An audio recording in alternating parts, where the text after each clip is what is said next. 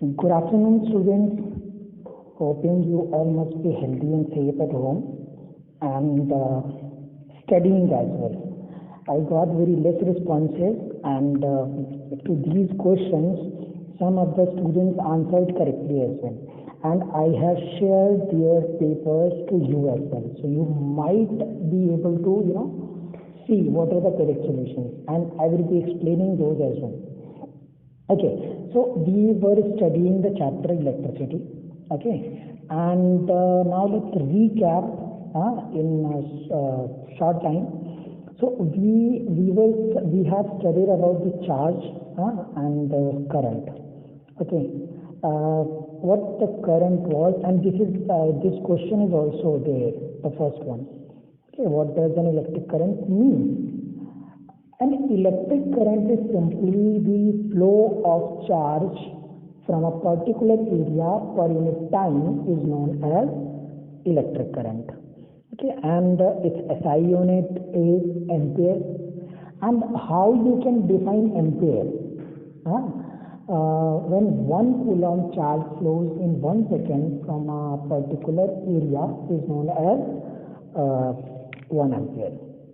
Okay, ये हमारी second question का आंसर भी है, define the unit of current which is 1 ampere.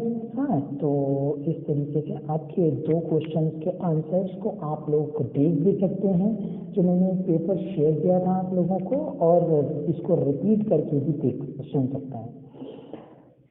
Third जो हमारा क्वेश्चन था, calculate the number of electrons constituting 1 coulomb of charge. Okay, इसका मतलब समझे होंगे कि 1 कूलम्ब चार्ज को बनाने के लिए कितने इलेक्ट्रॉन्स की आवश्यकता होती है. ओके, चलिए हम लोग इसके सॉल्यूशन को जानने की कोशिश करते हैं. फाइन, आपको पता है कि चार्ज ऑन, मैं शॉर्ट में लिखने की कोशिश करूंगा बिकॉज ये नया स्टार्ट किया है, so I am not that habitual to it, still I will try. Okay, तो आपको पता है कि charge on 1 electron that is 1.6 into 10 to the power minus 19 coulomb. Okay, आपका 1 इलेक्ट्रॉन पे इतना चार्ज है. मान लेते हैं कि n इलेक्ट्रॉन्स मिल करके 1 कूलम्ब चार्ज बनाएंगे, तो क्या लिख सकते हैं आप? n इंटू यानी कि number of electrons into electronic charge, है ना, that is 1.6 into 10 to the power minus 19 equals, ये कूलम्ब में होगा, इक्वल्स टू 1 कूलम्ब. अब आप क्या करिए कि ये जो इलेक्ट्रॉनिक चार्ज है उसको अपोजिट साइड में ले जाकर डिवाइड करेंगे, तो n इक्वल्स टू क्या हो जाएगा? 1 coulomb upon 1.6 into 10 to the power minus 90 coulomb. तो ये सिंपली नंबर है, यूनिटलेस. तो जब आप इसको देखेंगे तो it will come out to be 10 to the power 18, और 1.6 से जब आप 10 को डिवाइड करेंगे तो आपका 6.25. तो इसका मतलब क्या हुआ? 6.25 into 6.25 into 10 to the power 18 electron की आवश्यकता होगी. यानी कि 1 कूलम्ब चार्ज को कंप्लीट करने के लिए या 1 कूलम्ब चार्ज को बनाने के लिए हमको कितने इलेक्ट्रॉन की आवश्यकता होगी? 6.25 into 10 to the power 18. Okay, चलिए अब हम लोग आज के टॉपिक पर आ जाते हैं, जो कि ये एनसीईआरटी का ही स्लाइड है. Electric potential and potential difference. Okay, हम लोगों ने चैप्टर के शुरुआत में एक एनालॉजी ली थी वाटर करंट. ठीक है, हम उसी एनालॉजी को आगे बढ़ाएंगे. भाई एक बात जरा आप समझें कि वाटर फ्लो होने के लिए 2 चीज़ों की आवश्यकता होती है. जैसे कि एक तो कहीं पर वाटर स्टोरेज हो, पहली बात, ठीक है। दूसरी बात ये कि वो स्टोरेज किसी हाई पॉइंट पे हो, ताकि आई मीन ग्राउंड से ऊपर कहीं पर हाई पॉइंट पर हो, सो दैट कि वो ऊपर से नीचे की तरफ फ्लो करेगा। All the reverse you can see, they flow from hilly areas to the oceans, okay, from top to bottom। इसी तरीके से क्या होता है कि यहाँ पर भी आपको दो चीज़ों की आवश्यकता होगी। क्या, कौन सी दो चीज़ों की? एक तो आपके पास चार्ज होना चाहिए, सरप्लस चार्ज होना चाहिए जो कि फ्लो कर सके, ओके। और दूसरा चीज़ जो है, कोई ऐसा ड्राइविंग फोर्स होना चाहिए, जैसे कि क्या वाटर को हाई से लो, मतलब एक्चुअली में हाई से लो लैंड पर फ्लो हो सकता है। उसी तरीके से आपका जो भी इलेक्ट्रिक करंट है या चार्जेस हैं वो एक जगह से दूसरी जगह किस कारण से फ्लो करेंगे, ठीक है। तो उसका एनालॉजी जो होती है वो होता है पोटेंशियल, ठीक है। आपका ये जो जिस तरीके से आपका वाटर के केस में ग्रेविटेशनल फोर्स वर्क करता है, वैसे ही आपका यहाँ पर जो होता है पोटेंशियल वर्क करता है, ठीक है। अगर कहीं पर पोटेंशियल डिफरेंस होता है तो कुछ एक इलेक्ट्रिक प्रेशर जनरेट होता है ना। उसी इलेक्ट्रिक प्रेशर की वजह से आपका जो चार्ज है या करंट है वो एक जगह से दूसरी जगह पर फ्लो करता है, ठीक है।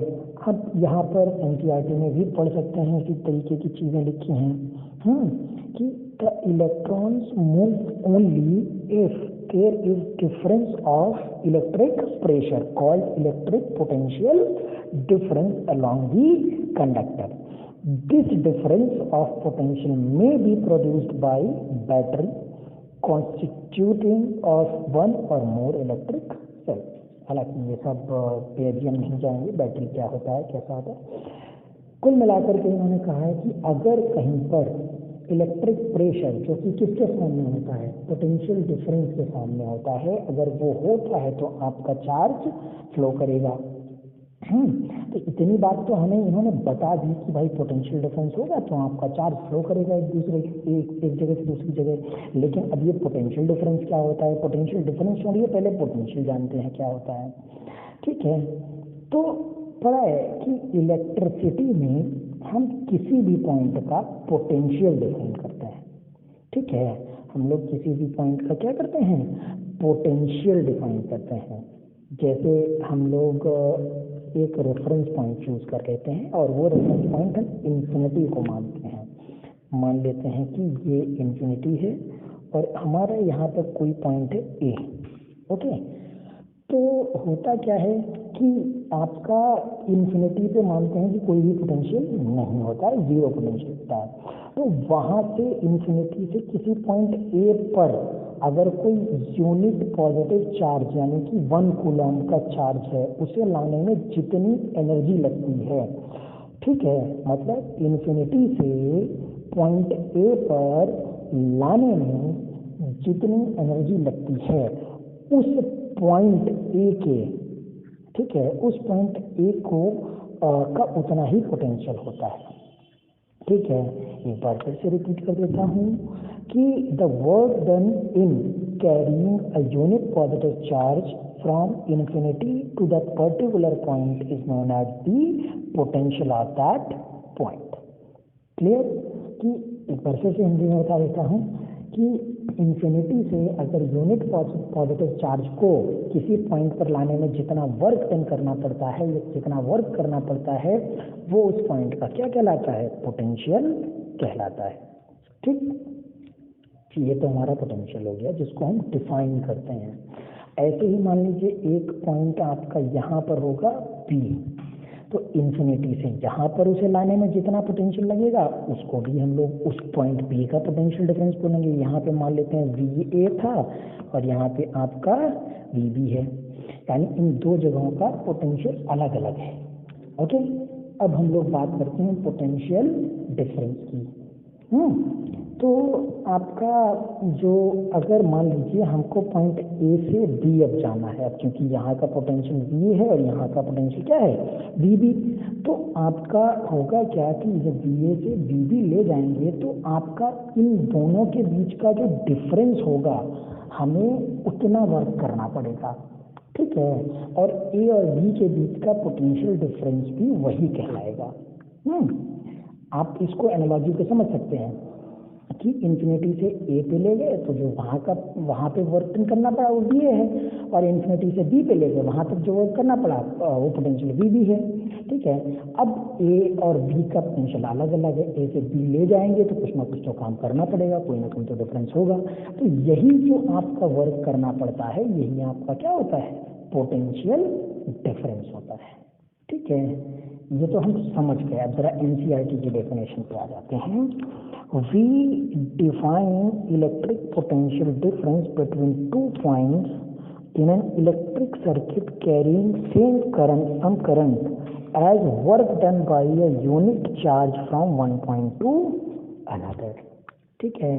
कि आपका किसी भी इलेक्ट्रिकल कंडक्टर में एक यूनिट चार्ज को एक जगह से दूसरे जगह पर पहुंचाने में जो वर्क डन करना पड़ता है वही हमारा क्या कहलाता है, पोटेंशियल डिफरेंस कहलाता है, ठीक है। इसको थोड़ा सा हम लोग रब करते हैं, ओके। तो आपका आप देख सकते हैं यहाँ पर एनसीईआरटी में डिफाइन किया है कि पोटेंशियल डिफरेंस बिटवीन 2 पॉइंट क्या होगा, work done divided by charge, क्योंकि भाई एक पॉजिटिव चार्ज को या यूनिट पॉजिटिव चार्ज को ले जाने में जो वर्क करना पड़ेगा वो हमारा होगा ना, ठीक है। तो उसको हम लोग आसानी से कैलकुलेट कर सकते हैं। That potential can be calculated easily, work done in carrying Q positive charge divided by Q, ठीक है। मान लो क्यू चार्ज को ले जाने में वर्क डन डब्ल्यू करना पड़ा, तो एक यूनिट चार्ज को ले जाने में वर्क डन जो है वो इस तरीके से आसानी से निकाला जा सकता है, ठीक। चलिए, काफ़ी कुछ भूला है, एक बार रिपीट कर दें। देखिए, पोटेंशियल क्या होता है, इन्फिनिटी जो कि हमारा रेफरेंस पॉइंट है जिसको हम लोग जीरो पोटेंशियल मानते हैं, वहाँ पे अगर हम यूनिट पॉजिटिव चार्ज को किसी पॉइंट पे लाते हैं उसमें जो वर्क डन करना पड़ता है वो हमारा पोटेंशियल होता है। और किसी इलेक्ट्रिकल कंडक्टर में एक पॉइंट से दूसरे पॉइंट पर ले जाने में यूनिट पॉजिटिव चार्ज को जो वर्क डन करना पड़ता है उसे हम लोग पोटेंशियल डिफरेंस बोलेंगे, ठीक है। अच्छा, अब यहाँ पर आगे दिया गया है कि SI unit of electric potential difference is known as volt, है ना। इसको वोल्ट बोला जाता है और कैपिटल वी से, वैन वाला वी से हम लोग इसको रिप्रेजेंट करते हैं, ठीक है। तो ये हमारा क्या होगा, electric potential and potential difference. तो यही वो रीजन है जिसकी वजह से आपका क्या होता है, किसी भी कंडक्टर में करंट फ्लो होता है।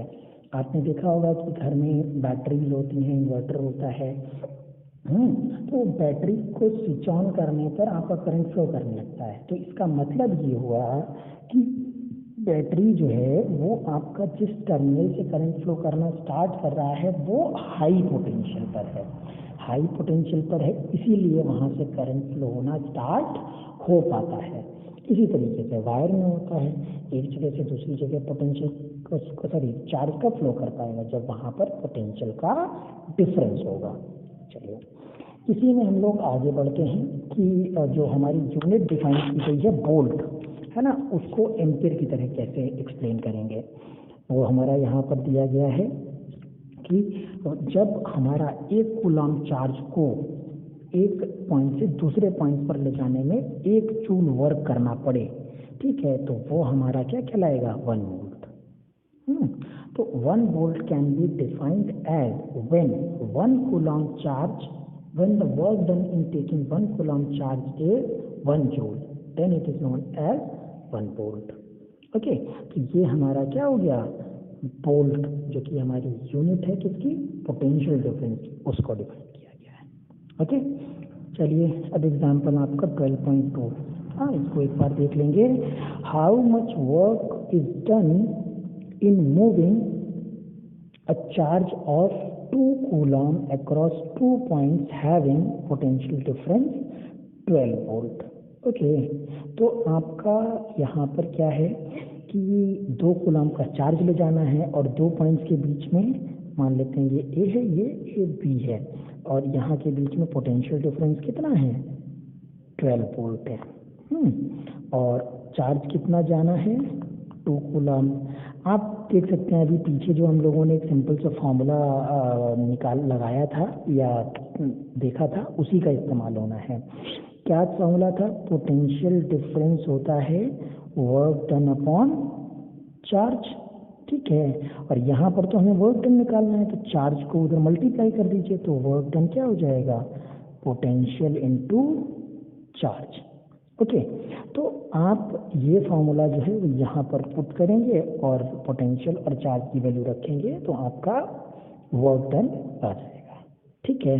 तो ये हमारा एग्जाम्पल हो गया। चलिए, ये क्वेश्चंस हैं जो कि आपको करके घर से करके भेजने हैं, इनमें होपफुली कि आप करेंगे और भेजेंगे। चलिए, इसकी अगली स्लाइड पर जाते हैं। अब हमारा आगे क्या है, सर्किट डायग्राम। सर्किट की डेफिनेशन तो फॉर्मली आपने देखी थी लास्ट लेक्चर में ही, फिर से आप एक बार देख लें, ये एनसीईआरटी का ही है, ये टॉपिक है और ये पहले पेज पर जो आपका सर्किट डायग्राम बना हुआ है वो है। हाँ, तो basic circuit diagram is basically closed loop which includes or which comprises of a battery and a resistance or a bulb and a switch and an ampere. These are the basic elements of a circuit diagram. Okay, तो electric circuit को कैसे हम लोग define कर सकते हैं कि electric circuit is a closed loop having battery, a resistance, plug key and an ammeter. So this is known as circuit diagram. जब भी आपसे अगर डेफिनेशन पूछेगा तो आप इतना डिफाइन करके ये वाला जो फोटो है, ये फोटो आप बना देंगे तो आपकी डेफिनेशन कंप्लीट हो जाएगी। इधर में क्या लिखा हुआ है जरा एक बार पढ़ेंगे। We know that an electric circuit as shown in figure 12.1 comprises of a battery, a plug key, electrical components, हाँ इलेक्ट्रिकल कंपोनेंट्स में यहाँ पे बल्ब था जैसे, and connecting wire is often convenient to draw a schematic diagram in which different component of circuit represented by different symbols। अच्छा, तो यहाँ पर तो हमने ये बल्ब का सिंबल यूज किया है, क्योंकि कोई भी इलेक्ट्रिकल इक्विपमेंट्स हो सकते हैं, तो और कौन कौन से होते हैं, उन्हें कैसे रिप्रेजेंट करते हैं, ये भी आपके एनसीईआरटी में दिया हुआ है। यह आपका टेबल 12.1। ओके, इसमें इलेक्ट्रिकल सेल, ठीक है, बैटरी में एक से ज़्यादा सेल्स हो सकती हैं। टॉर्च में आपने देखा होगा, जो मतलब थोड़ा पुराने ज़माने वाली टॉर्च होती है, उसमें आपके एक से ज़्यादा सेल्स का इस्तेमाल होता है कई बार। तो एक सेल होता है तो हम उसको इस तरीके से, इसी तरीके से बैटरी में भी सेल्स होते हैं। तो एक सेल वाली बैटरी होगी, उसको इस तरीके से इस्तेमाल करते हैं, इस तरीके से सिंबलाइज करते हैं। एक से ज़्यादा सेल वाली बैटरी है, उसको इस तरीके से हम लोग सिंबलाइज करते हैं। प्लग की ओपन, तो उसको इस तरीके से, देखिए ये डिफरेंस है। स्विच ऑन का मतलब होता है, ठीक है, कि आपकी प्लग की जो है वो स्विच क्लोज्ड है, ठीक है। आपका यहाँ पर इसका मतलब होगा स्विच हमारा क्या है, ऑफ है, और इसका मतलब क्या होगा, ऑन। अब जरा एक बार डिफरेंस समझ लीजिएगा कि जब प्लग की में ये जो बीच वाला कनेक्शन है वो हमने हटा दिया तो सर्किट टूट गया, और सर्किट टूट गया तो यानी करंट फ्लो होना बंद हो गया, ठीक है। तो तब हमारा ये सर्किट क्या कहलाएगा, ऑफ। और जब ये बीच में डॉट दिखाया गया है, ये डॉट जब होगा तो इसका मतलब ये हो गया कि हमारा स्विच ऑन है, यानी सर्किट कंप्लीट है और करंट फ्लो कर रहा है। तो ये एक्चुअली में थोड़ा सा कंफ्यूजिंग है, बट आप इसको अब समझ जाएंगे। ओके, फिर वायर जॉइंट को हम लोग इस तरीके से शो करते हैं, क्रॉसिंग वायर मतलब एक वायर से के ऊपर से दूसरा वायर जा रहा है, वहाँ पे कोई जॉइंट नहीं है, सिर्फ पास ओवर हो रहा है, तो उसको इस तरीके से हम लोग रिप्रेजेंट करते हैं। ठीक है। इलेक्ट्रिक बल्ब जो कि हमने बेसिक सर्किट एलिमेंट में देखा है, रेजिस्टेंस को शो करने के लिए इस तरीके से। वेरिएबल रेजिस्टेंस और रियोस्टेट के लिए ये होता है, इसका मतलब ये होता है कि कोई ऐसा रेजिस्टेंस है जिसकी वैल्यू को आप कम या ज़्यादा कर सकते हैं, घटा या बढ़ा सकते हैं। ये हमारा एमीटर का सिंबल है, एमीटर करंट मेजर करने के लिए होता है। और ये 11th हमारा वोल्ट मीटर का सिंबल है, जो कि वोल्टेज डिफरेंस को मेजर करने के लिए इस्तेमाल होता है। ठीक है। इसमें मतलब आपके मेजॉरिटी जो हैं, ज़्यादातर जो एलिमेंट्स हैं वो सीरीज में इस्तेमाल होते हैं। ठीक है। लेकिन कई बार हम लोग वोल्ट मीटर हमारा पैरेलल में इस्तेमाल होता है। अब ये सीरीज पैरेलल क्या होता है, ये आपको आगे पता चलेगा। एंड आई एम होपिंग कि आप लोग अब ये असाइनमेंट करेंगे जो आपको दिया था। Okay, stay safe, stay healthy. Okay, hope to send you next lecture on day after tomorrow.